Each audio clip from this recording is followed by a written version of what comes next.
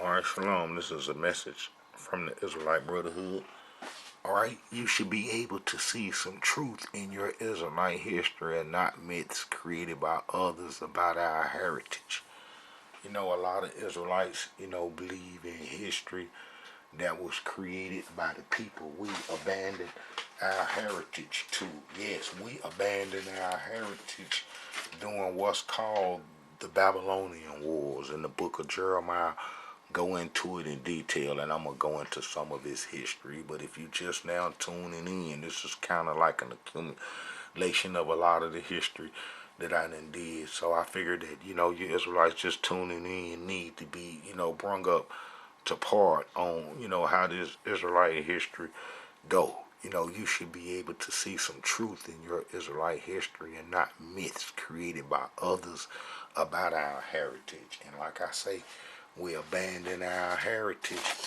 We abandon our heritage to some Babylonian scribes, some peoples real important, and that these peoples that we abandon our heritage to are responsible for Babylonian God's history. The Babylonian God's history that these peoples kept up and had control of it, and they was in control of it before Prophet Abraham's time, and that how he was told to leave an area that they, controlled in Mesopotamia, and that, in Mesopotamia had a multiple God worshiping system, and the multiple God worshiping system had scrolls and peoples that kept its history up.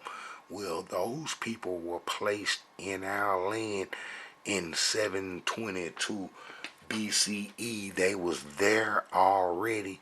Their stock and ethnicity was there in the promised land as Amorites, and it was a second group of them from Babylon that controlled this history and so forth, was placed in our land during what's called the Assyrian times, the troubles that we was having with Assyria, who was a multiple god worshiping system, and then that they placed some scribes in our land that was responsible for Babylon's God's history. And then that when we went into Africa during the Babylonian wars, that they got control of our heritage. And that's what, you got today, and that's the history that you read about Israelite history outside the Tanakh. We Israelites ain't really been able to put our, history together. The Israelite Brotherhood has free of the myths or the false history that was created by the people we abandoned our heritage to. And it's going to be these people right here. Ashkenazi too, we abandoned our heritage to them too, but it was, most of these folks got into our heritage. They got into our heritage so many ways. After Prophet Moses died as Amorites, and they stayed around, whatever temple or congregation we would, build to hold, our, worship things that they was around it from the start, and as Amorites, because we never destroyed them, and the multiple God system was wise back in the days, and it knew that we was a one Yah worshiping system, and that we had the power, and that the multiple God worshiping system always tried to find ways to destroy us or keep us off the one Yah worshiping system. They didn't want that, because that was their destruction, and the multiple God worshiping system, surrounded us Israelites once we settled in the land, and that how it was in Egypt and Mesopotamia. You see, it was in Egypt and Mesopotamia, and these Amorites, the Sebhardists, the Sebharavims were from Sippar, a river on the on the Euphrates, and that how that they come, was placed in our land in 722 BC, and this is where they're from.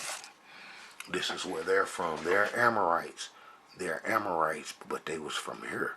And this place right here controlled the Babylonians' God worshiping system and so forth. They had a twin city, but all the power was right here. And this is where they kept all the false God worshiping history at, that would go everywhere all around the world. And they would, be the priests over that system where them people was placed in our land in 722 BC as Amorites. Now, it was Amorites already in our heritage. If you read the book of Joshua and you read the book of the history about the Gabonites and how the Gabonites tricked us. They was Amorites, and how that they was supposed to hang around whatever place we build to worship and pray at. And so they was there because they were Amorites. Let me see if I can pull a little of this up. But we were supposed to be a one Yah worshiping system based upon the promise and the pledge that Prophet Abraham had got. And we wasn't supposed to come off that. And Prophet Abraham was surrounded by multiple God worshipers, as you can read his history, in Genesis and so forth. All right. And let's see. And now the Elohim had said unto Abraham, get thee out of thy country. This is Genesis 12. And from thy kindred and from thy father's house unto a land that I will show thee. And I will make thee a great nation, and I will bless thee and make thee name great, and thou shalt become a blessing. So whoever bless him gonna get blessed, and whoever curse him gonna get cursed. So Abraham departed as the Elohim had spoken unto him, and Lot went with him. And Abraham was 75 years old when he departed out of Haran. And Abraham took his wife Sarah, and Lot his brother's son, and all their substance they had gotten, and the souls that they had gotten in Haran, and they went forth to the land of Canaan, and into the land they had come. And Abraham passed through the land of the place of Shittim and unto the land of Marine, and was then in the land. And the Elohim appeared unto Abraham and said, unto thy seed will I give this land. You know what I'm saying? So, we was promised that land, and Abraham's seed was promised that land, the one that will hold the covenant, not Ishmael.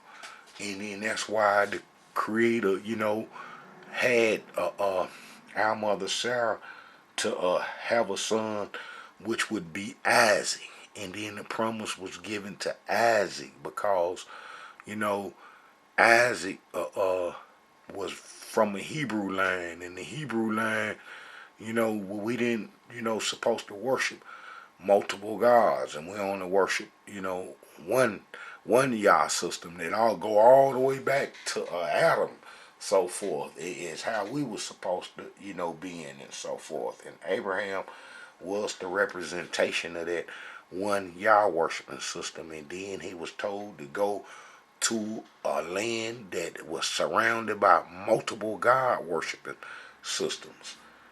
Egypt worshiped multiple gods. Mesopotamia worship multiple gods, and Abraham only worshiped one Yah, and you can see the power that he had in his history over the multiple God worshiping system. All right, so we know our father Abraham was supposed to hold the one Yah worshiping system down as he did, and you can see his history. And then we know that his son Isaac was supposed to hold the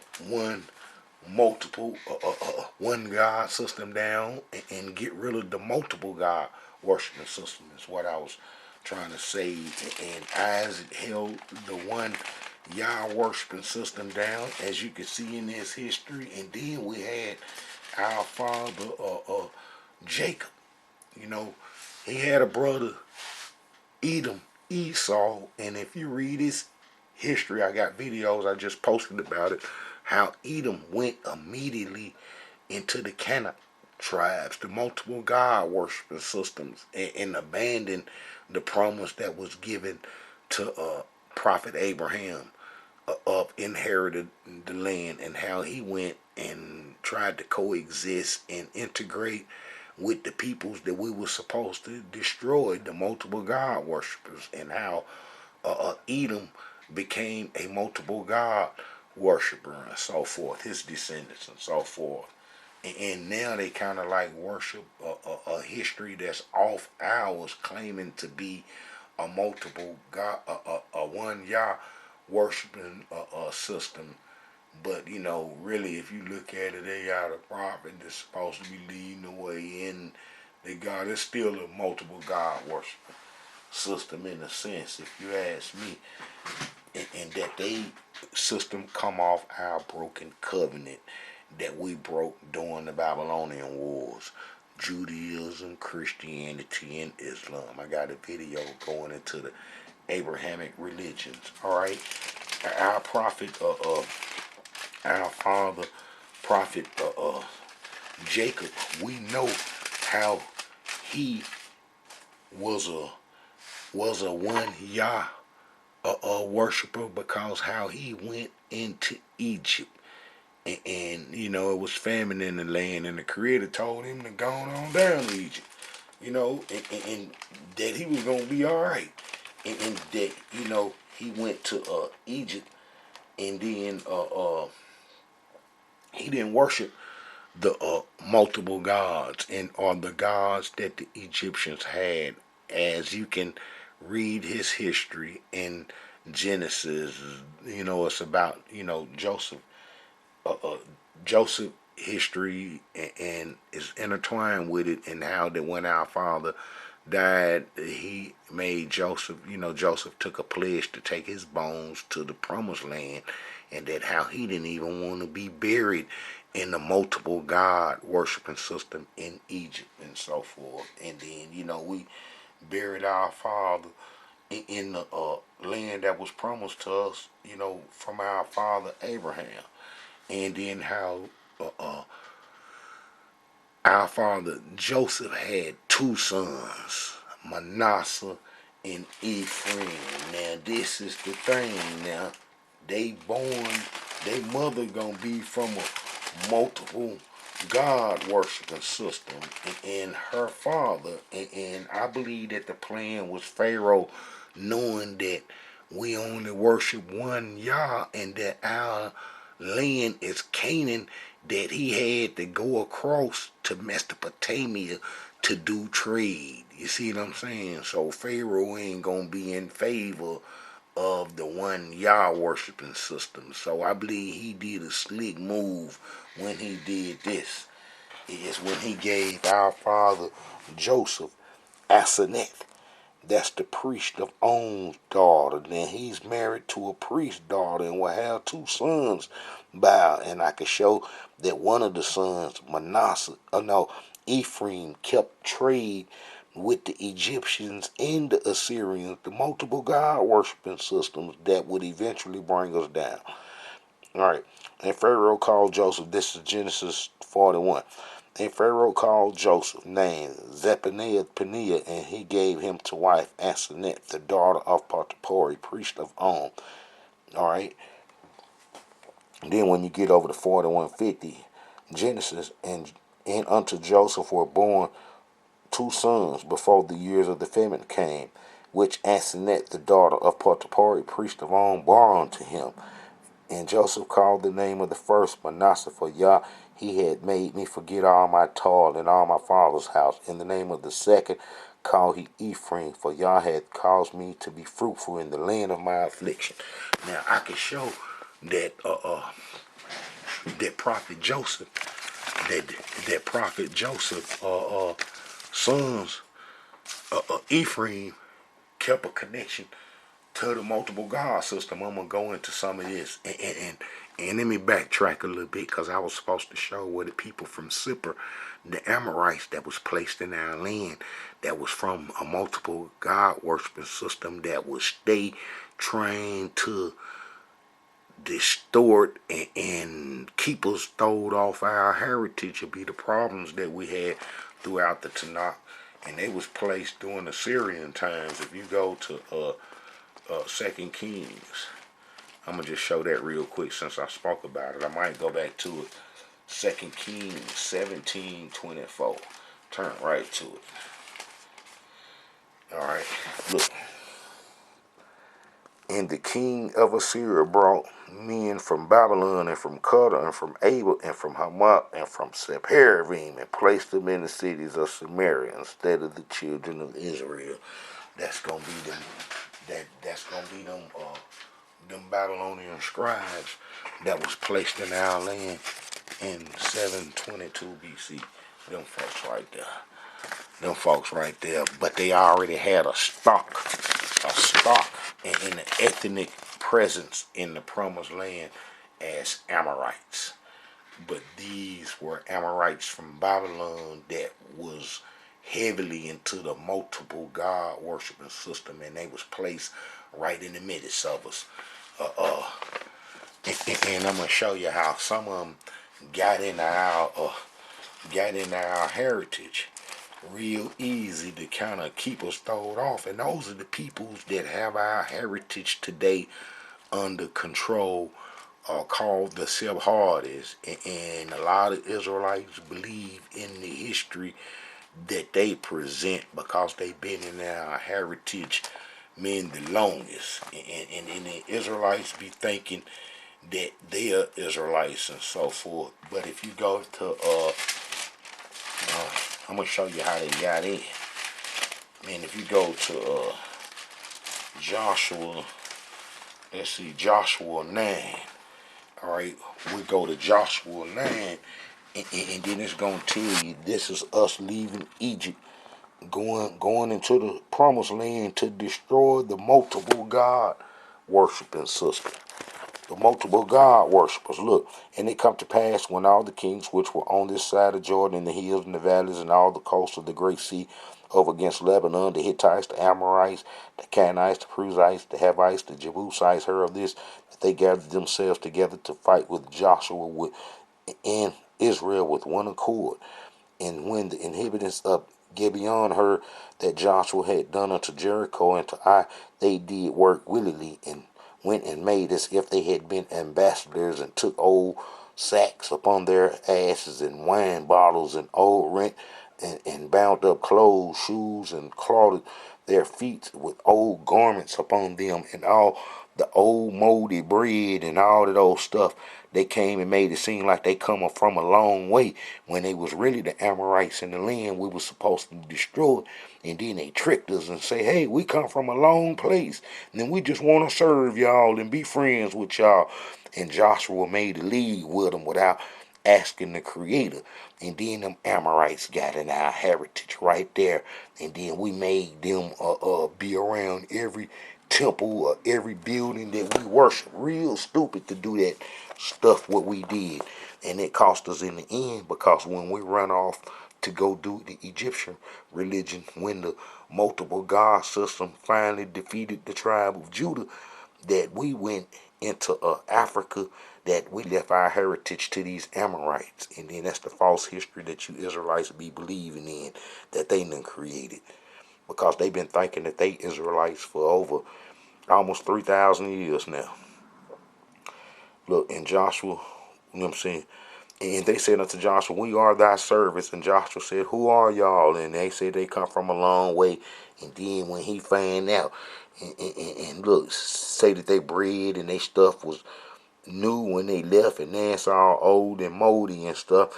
And Joshua made peace with them and made a league with them to let them live. And the princes of the congregation swore unto them. And it come to pass at the end of 3 days, after they had made a league with them, that they had heard that they were their neighbors. They was Amorites. You know what I'm saying? They had tricked us. Amorites had tricked us. You know, the Gabonites. And then as you read, it said that, they beguiled us, and then we made them, look, now therefore are ye cursed, and there shall none of you be free from being bondsmen and hewers of wood and drawers of water for the house of Yah. That's the worst thing we ever did. Because when we run off to do the Egyptian religion, them folks was in control of our heritage and was in a good position. And then I show you that the Amorites came that would write Babylon's God's history, responsible for it. And then they'll come get placed in our land. Man, it was over with for us. This was cementing us out of our heritage. All right, so when Joshua let them folks in and made them hewers of wood or stone around whatever temple we got, them was Amorites. Them was the people we were supposed to destroy that worship a multiple god system. They had got inside. All right, if you go to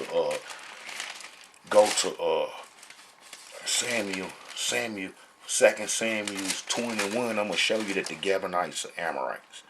2 Samuel, 2 Samuel, 2 Samuel.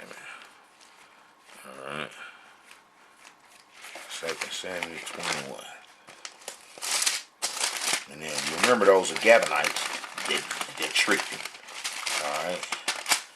So when you get over here to 21, alright, let's talk about the Gabonites. And the king called the Gabonites and said unto them, now the Gabonites were not of the children of Israel, but of the remain of the Amorites. Remain of the Amorites. See, that was the remain of the Amorites that we didn't destroy. And then we done put them in our temple. The folks that we were supposed to destroy, we end up putting them in the temple and around the temple. How mad can you get? That's what we did. And that would eventually cause us to lose our heritage because the multiple god system that was in Egypt and Mesopotamia kept trying to connect. And then it got its agents embedded in our heritage. That's why come when King David died, the one God worshiping system and Saul was Saul, and then King David, the one God worshiping system, and then Solomon fell weak. He started fooling with the multiple God worshiping system women. They brung him down. And then his brother named Jeroboam from the tribe of Ephraim, would get chased into Africa. And then he would come out with the multiple God worshiping system and put it on the northern kingdom. And look, you see all them bad, all the way up till they were destroyed. And then the multiple God worshiping system start working on the tribe of Judah. Start working on them. And then you see, look, good, bad king, good king Asa, good king Jehoshaphat, bad king, good king, 4 good kings all the way down to Ahaz, bad king, then good king Hezekiah, then one king repented, he was bad, then he turned back good, then bad king, then good king, then all bad ones from then on out to the multiple God system had defeated the tribe of Judah. Yes, defeated the tribe of Judah. And then it's going to be the tribe of Ephraim aiding in its destruction because it's doing trade with Assyria. It's doing trade with Assyria in Egypt. And you can't, help the multiple God worshiping system. And that's what happened. And it brought us down. They was already embedded in our heritage, as I just shown, when they was placed in 722 BC, the Amorites, the Amorites and the Egyptians working together. They working together to destroy the one Yah worshiping system. All right, if you go to Hosea, let me see if I can find this Hosea 12, you will see that, look, Ephraim, Hosea 12. Ephraim feedeth on wind and followed after the east wind, and he daily increases lies and desolation. They do make a covenant with the Assyrians, and all is carried into Egypt. So Ephraim is feeding both of the multiple God worshiping systems. That's why it was hard for us to get established because we wasn't all for the one Yah worshiping system, and how they broke us and fragmented us, and then they gonna do that after Solomon's death. Who opened the door for the multiple God worshiping system is that you get the Jeroboam coming out of Egypt with that mess, and then you go to man, that'll be first Kings, first Kings, first Kings.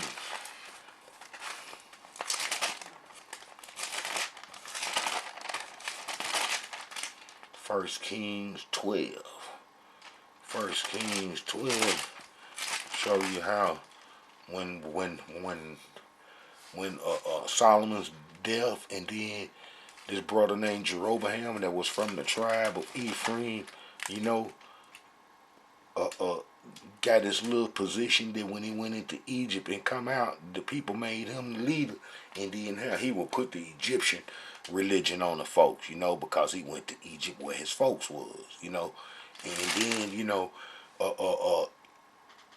it would be prophesied to be destroyed by this prophet that said that someone would be born from the house of David named King Josiah, and then how he would destroy that Egyptian religion. And sure enough, it come to pass, and I'm going to try to walk it down. But here go Jeroboam bringing that Egyptian religion out on us, and then putting this on us. Look, whereupon the king took counsel and made 2 calves of gold as Aya's horse, or half of the cow, Aya's horse, and said unto them, It is too much for you to go up to Jerusalem. Behold thy gods, O Israel, which brought thee up out of the land of Egypt.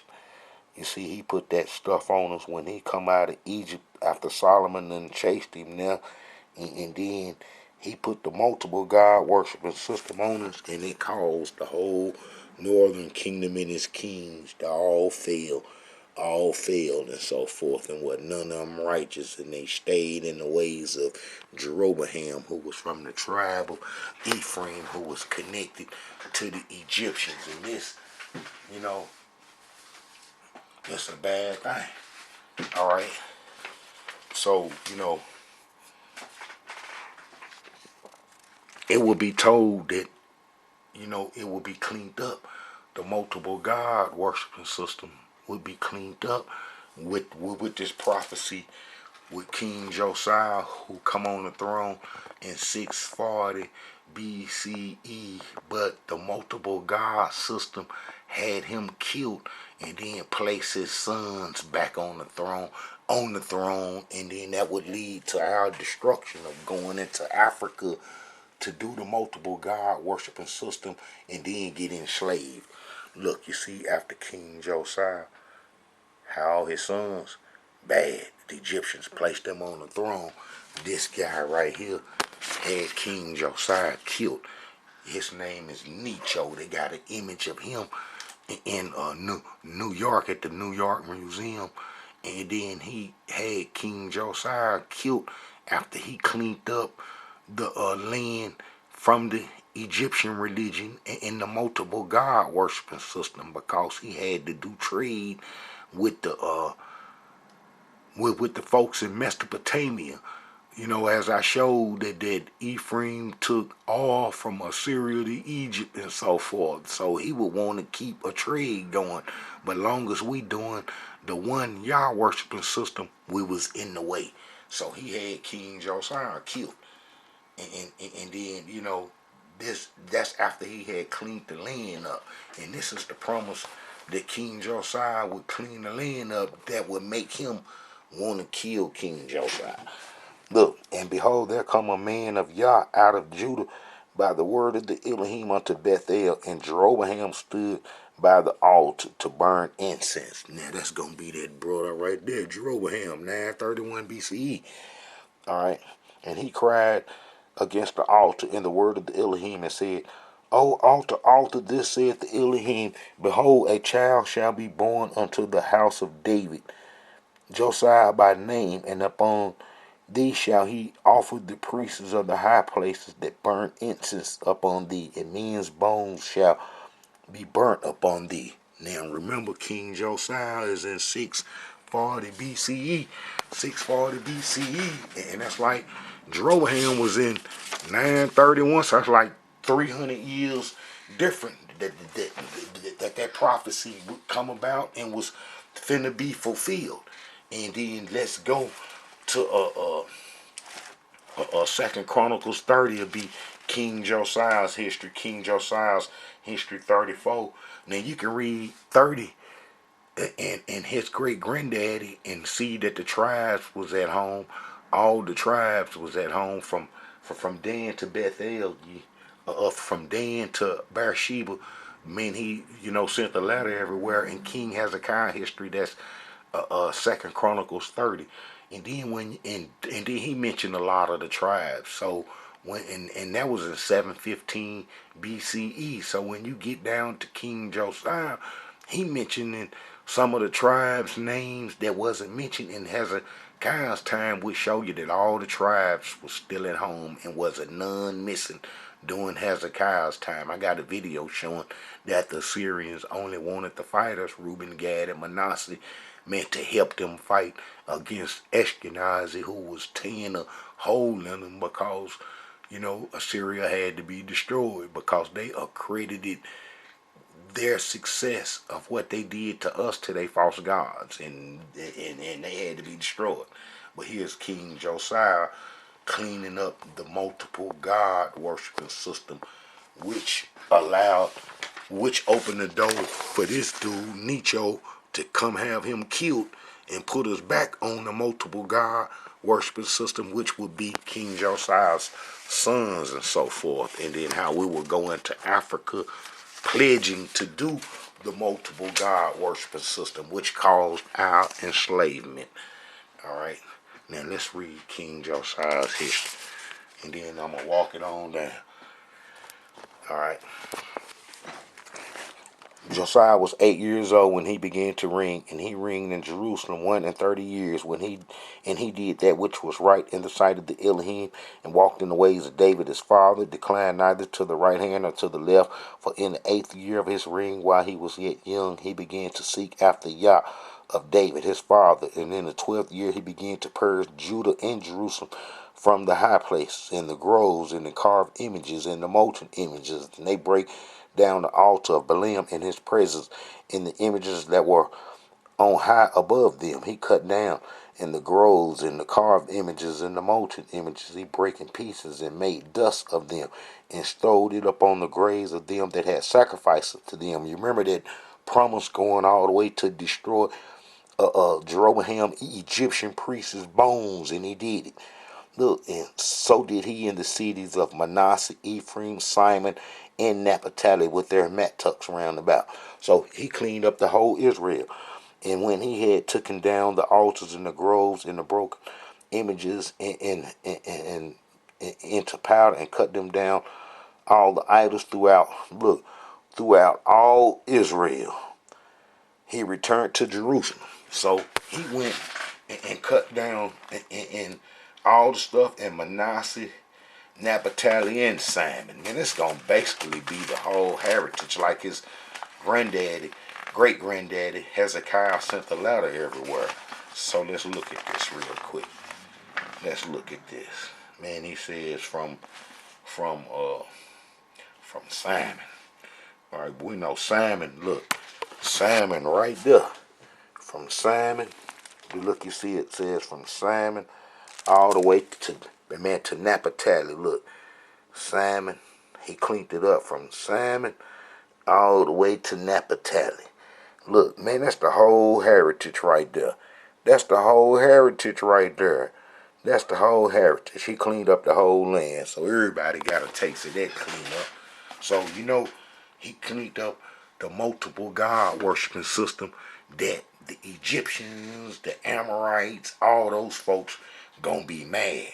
And then that's why the Egyptians come out and killed him 609 BCE. And then, you get the book of, they killed him and put his sons on the throne, Jehoiakim and Jehoash and Jehoiakim and Zedekiah, what I call him.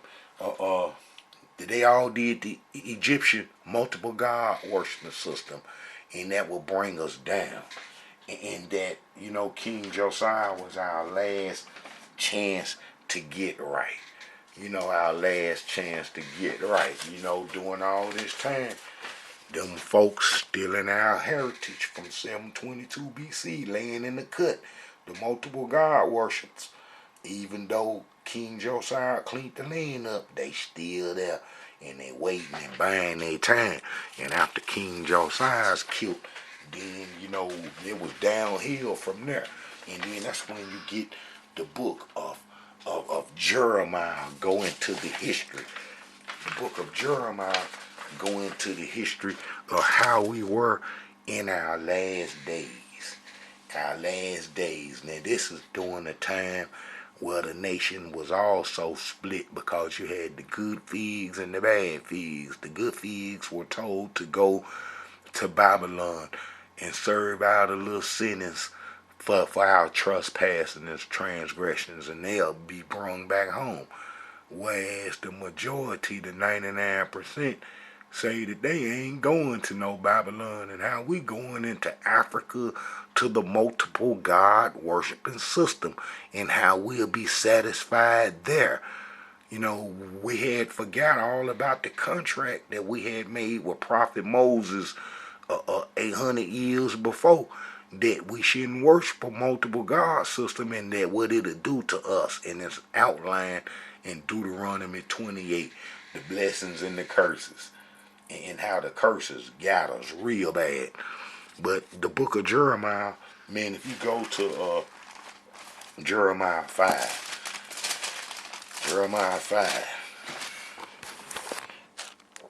look, run ye to and fro throughout the streets of Jerusalem, and see now, and note, and seek in the broad places thereof, if ye can find a man, if there be any that executeth judgment, that seeketh the truth, and I will pardon it. So, when nobody's seeking the truth, when nobody's seeking the truth, and when we was all messed up, now remember, they had the multiple God worshiping system had destroyed us through the tribe of Ephraim, who was kin to the Egyptians, all bad kings in the northern kingdom. And then now they was working on the tribe of Judah, and then that would extinguish the one Yah worshiping system, because we know that Judaism, Christianity, and Islam is not trying to establish a one Yah worshiping system, and that they more or less try to push the doctrines that was created off of our heritage, which is called, the broken covenant. All right. So if you get to the book of Jeremiah, you'll see how, and read it, you'll see how it was all messed up. And it's our last act on the promised land before we was driven into Africa. Now, this is the most important thing, how, me being an Israelite, you should be able to see some truth in your Israelite history and not myths created by others, man, about your heritage. The Israelites that broke covenant would be enslaved with no escape. So, if we went into Africa, as I'm going to show, to do the Egyptian religion, were basically chased off the land. In the book of Jeremiah, that little 1% that was taken to Mesopotamia would return, and they would be called the exiles. The exiles. Now, I'm going to show y'all something real important that you have to understand, and this is how you know that you have truth, is that when these Israelites come back from Babylon, that the ones that ran into Africa in 588 BC, the Israelite nation, and I'm going to read what they did and how stupid we was, that they didn't come back out to be reunited with that little 1% that returned from Babylon, that was freed by the Persians. After the Babylonians were defeated, the Persians allowed them to come home, and I got history going into it in detail, and that how when they come home, they wasn't reunited by the ones that went into Africa to do the Egyptian religion, the multiple God worshiping system. That'd be us that was captured during what's called the transatlantic slave trade. You know, the Israelites that went into Africa, mean to do the Egyptian religion, didn't come home.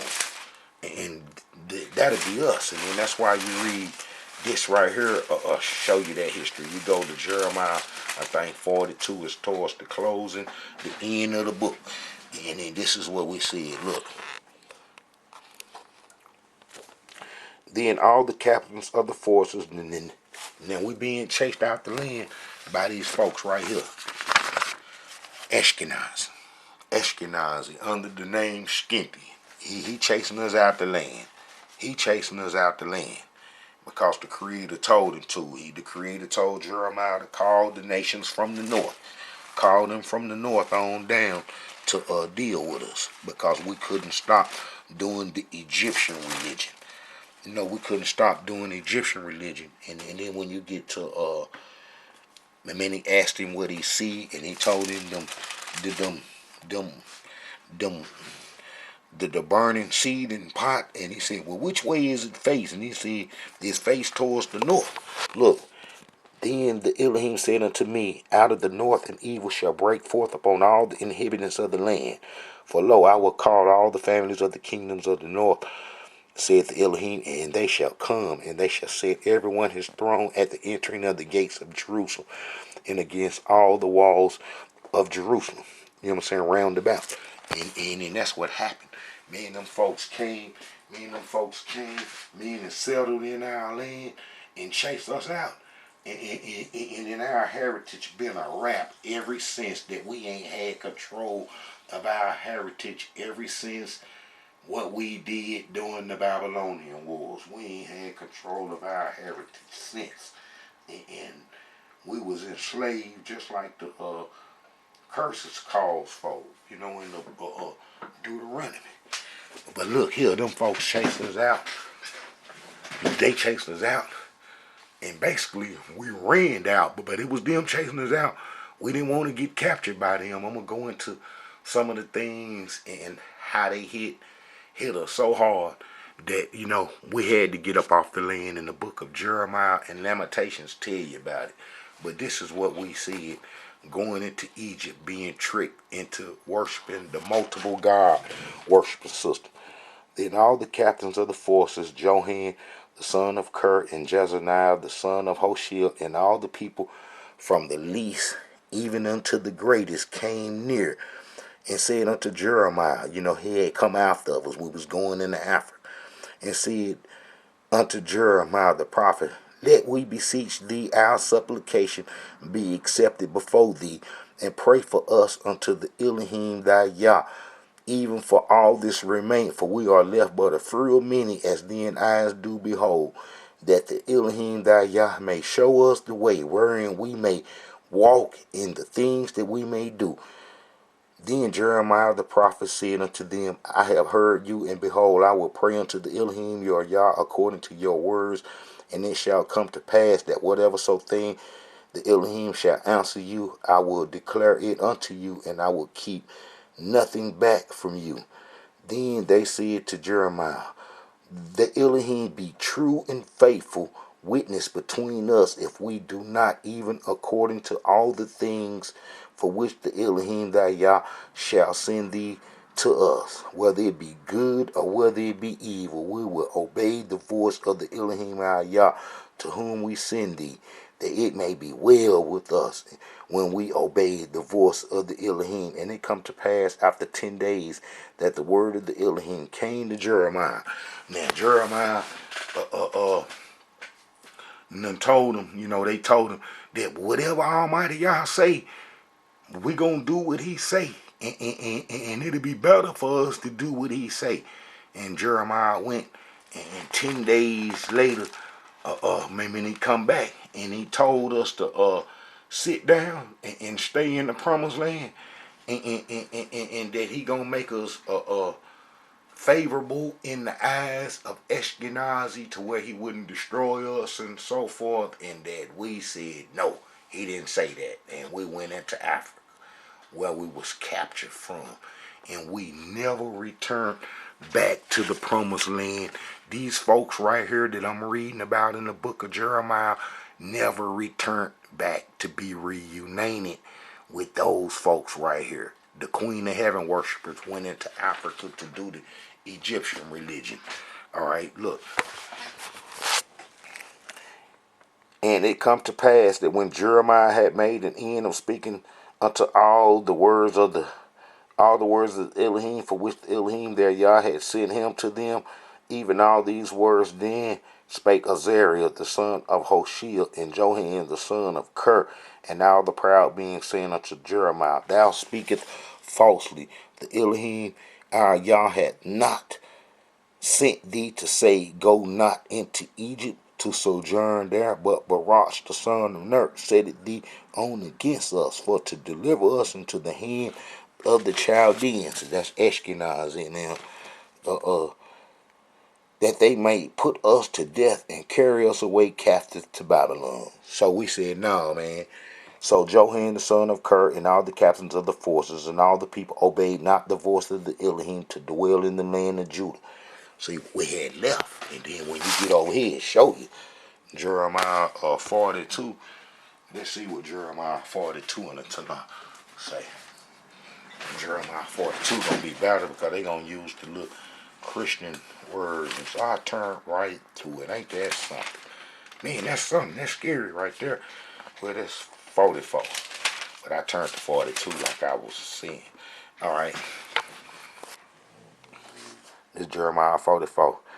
Then the word which came to Jeremiah for all the Judeans living in the land of Egypt, living in the cities of Midigo, Tapanhes, North, and in Pethro. So we was all in these parts right here.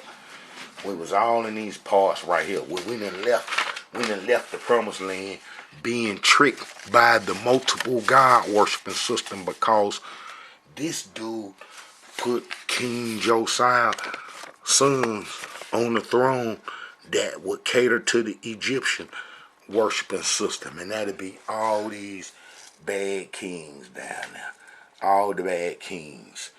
Jehoaz, Jehoiakim, and all them. But this is us going into Africa and the places we would be. Memphis.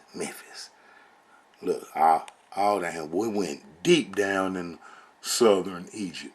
Deep into southern Egypt and going on into the Sahara. Going on into the Sahara. So we said the word which come to Jeremiah for all the Judeans living in the land of Egypt, living in Medigo, Tapanhes, North, and in the land of Egypt. This saith Elohim of hosts, the Yah of Israel. Ye have seen all the disaster that I have brought on Jerusalem and all the towns of Judah. They are a ruin today, and no one inhabit them on account of the wicked things that they did to Vashman. See, I told you, look, they had tricked the northern kingdom, all this king's bad. Then they started working on the tribe of Judah.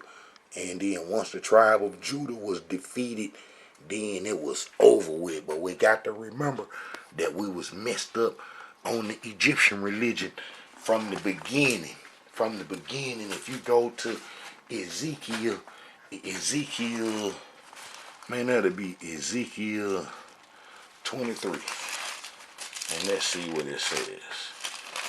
Because I showed Ephraim steady with a connection with the Egyptians. The word of the Elohim came, this is Ezekiel 23. The word of the Elohim came again unto me, saying, Son of man, there were two women, the daughters of one mother, and they committed whoredoms in Egypt. They committed whoredoms in their youth. There were their breasts pressed, and there they bruised the tents of their virginity. And the name of them were Ahala the elder, and Abala her sister, and they were mine. And they bore sons and daughters. This were their names. Samaria is Ahala, and Jerusalem is Abala.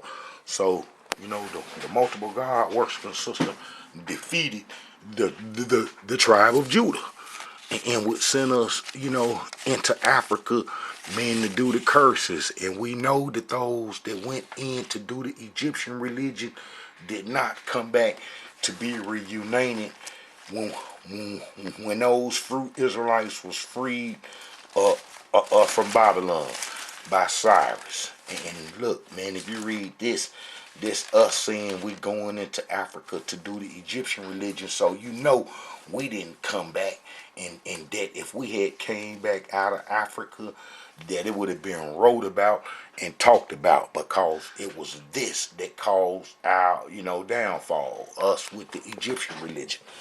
All right,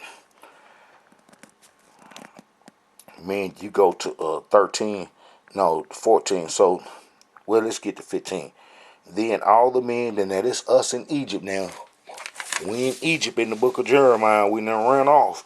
And then we done sent the prophet saying that if he come back and tell us, y'all say do this, we'll do it.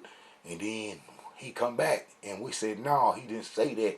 And we went deeper into Africa. And then this is what we said while we was there.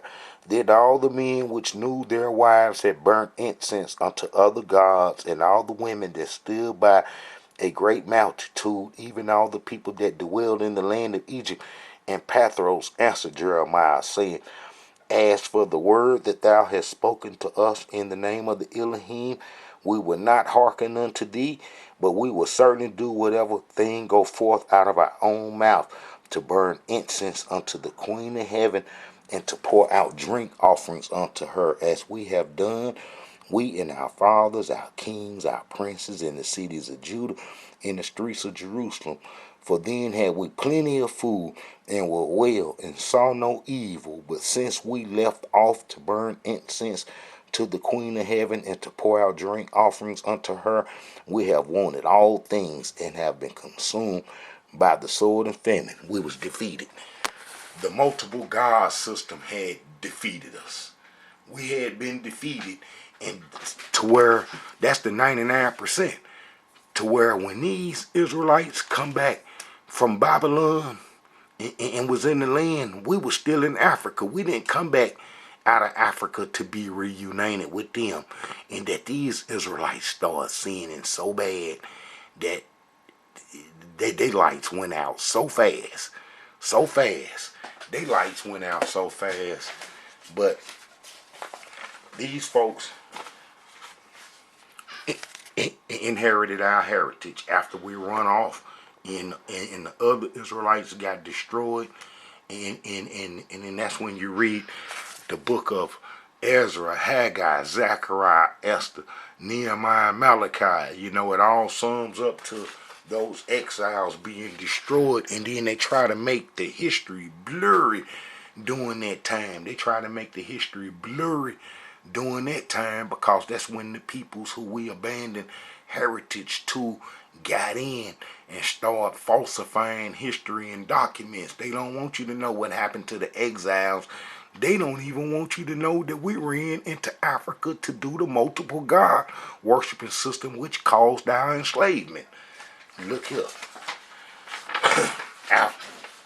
After those Israelites come back home, them folks in the land claiming our heritage. And I show one is an Amorite. And then look, the enemy still in our land when exiles come back from Babylon. Blank history for 500 years after they get destroyed, 98 years before the Greeks pull up in 332 BC. They sin brought the Greeks. Our sin bring our enemies. Our sin bring the enemies throughout the whole Tanakh history. The sin brung the enemies. And 500 years of blank history will go by, and then the multiple God system worshippers will create this God Son stuff, a multiple God worshiping system, and put it on the Israelites that was enslaved in Africa, and then pass this off to the world as legitimate Israelite heritage. But all it boiled down to is that the multiple God worshippers had won and then had set up in our land. And Ashkenazi, the ones that chased us out, it's they settled in Scotopolis, the head city of the Discopolis cities, and this will be them. As Ashkenazi chasing us out during the Babylonian wars. who chased the Israelites into Africa. Ashkenazi did. The Creator called them from the north. And them the arrows and so forth. And then these the places that they shot up the chasers out the promised land during the Babylonian wars. And then they were settled in what's called ancient Beth Shean. Beth Shean is Scythopolis now today. And Ashkenazi will be in our heritage because he chased us out and then he settled in our land. And then Ashkenazi wouldn't necessarily do the multiple God worshiping system themselves, but some of their relatives that they brung from Europe, Gomer kids, they gave them the multiple God worshiping system, and they would create Christianity. But this is how you know that the exiles were not in control and had got destroyed, is because during the Greek times, when the Greeks had settled in, after the exiles was destroyed, remember the 99% still in Africa doing the Egyptian religion, waiting on the transatlantic slave trade. But when the exiles got destroyed, then you get this right here, the Lichemist dynasty. Lichemist dynasty 360 was one of the immediate bodyguards of Alexander during his Persian campaigns, and one of his sons, the 46th high priest of Israel, was Lichemist. Now, when did we let some Greeks get in and become high priests in our heritage and so forth? We didn't. Those were the people that took over our heritage after we abandoned it and the exiles were destroyed. And that's why you get a whole different high priest and a whole different system and so forth. And that's like this. A lot of Israelites don't know. Wasn't no Israelites in the New Testament time, and that the exiles had got destroyed is how you know, is because the Lichemist was a high priest in our temple and so forth that the exiles had repaired, man, before they got destroyed. But this seals everything, is that this dude named Tigranes the Great took 10,000 Jews from the promised land to Armenia, 10,000, and he wasn't discriminate, saying, well, the black ones, y'all stay and just only give me the Caucasian looking ones and we're gonna go to Armenia. No, he kidnapped them folks and forced them to Armenia, to when you get to Armenia, that there's no traces of us or pigmented peoples like us that look like us nowhere. And that how it's a total different group, men of people. That's because the exiles were destroyed. It wasn't nothing but a few of them. They was destroyed. And then that's why you Israelites, be believing in them myths that the people we abandon our heritage to created. And that'd be the 10 lost tribes. Israelites ran into Africa in 70 AD. Now, we know that the population in 995 to 55 BC were not Israelites, but people pretending to be Israelites that was taken to Armenia. So how in the world is the ones that leave in 70 AD gonna be some real Israelites? And how that that's false? Because that was these folks that sell hardest with pigmentation going everywhere, all over the earth. Man, I show them with trade everywhere, all over the earth. And they had pigmentation and so forth. And they would be in Spain and they would be called, man, I forgot that name they called them in Spain and so forth. But they were not the Israelites that was waiting on the transatlantic slave trade. They were not the Israelites that was waiting on the transatlantic slave trade for breaking the covenant, being tricked into the multiple God worshiping system. They wasn't us, the curses of Deuteronomy 88. All right, Israelites, this is a message from the Israelite Brotherhood. I show you, that, us Israelites, the real Israelites, broke the covenant for the multiple God worshiping system, and that we lost our heritage. Matter of fact, we abandoned our heritage and didn't want no parts of it. So anybody that was claiming our heritage for all those centuries and so forth were not Israelites, but people that was connected to the Amorites in their trade routes that they set up everywhere, converting folks. And they did a whole lot of conversions in Africa, India, China, Europe, everywhere. And then you got those folks that they converted walking around thinking that they Israelites that's been subjected to the covenant, and not knowing that they done missed all the curses that the Israelites supposed to go through. And we know that the curses that the Israelites supposed to have went through for breaking covenant is identical to what you call black history. All right, Israelites, this is a message from the Israelite Brotherhood. Much love to everybody, and I pray that everybody is doing well.